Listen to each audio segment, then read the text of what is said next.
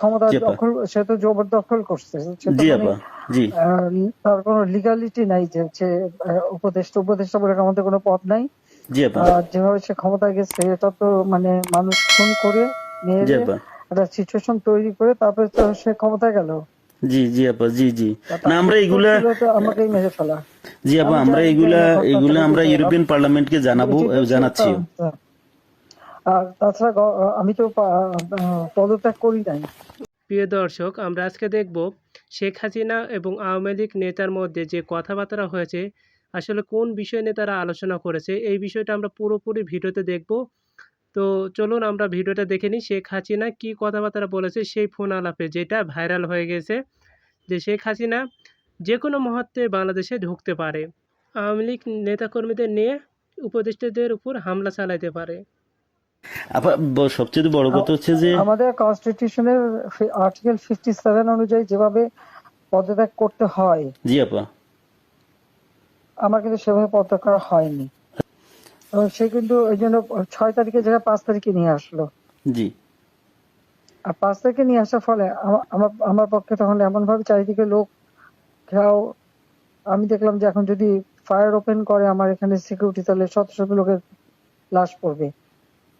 জি আপা। জি তাদের, হ্যাঁ সেটা। এত লাশ ফেলে আমি ক্ষমতা থাকতে চাই না। যার ফলে আমার বঙ্গভবনে যে মহামান্য রাষ্ট্রপতির কাছে আমার পদত্যাগপত্র জমা আমি দেইনি। জি আপা। কাজে আমার কিন্তু পদত্যাগ হয়নি। আমি কিন্তু এখনো বাংলাদেশের constitutional prime minister. Elected prime minister. জি আপা।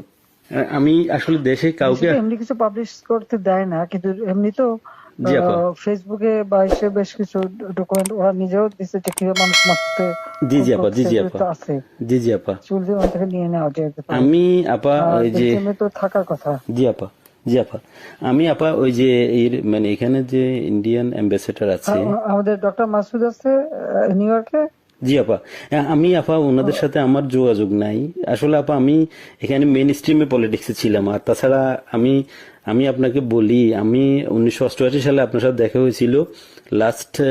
তখন আমাদের ওই যে আমার বাড়ি আপা ওই যে নোয়াখালী সোনাইমুড়িতে, আমি সোনাইমুড়ি থানা ছাত্রলীগের সেক্রেটারি ছিলাম। তখন আমাদের গোলাম সারোয়ার এমএ, যে আমার মামা হয়, উনি আমাদেরকে আপনার কাছে নিয়ে গেছিল। আচ্ছা আচ্ছা। তো এরপরে আপা আমি পড়ালেখার জন্য ইউরোপে চলে আসি।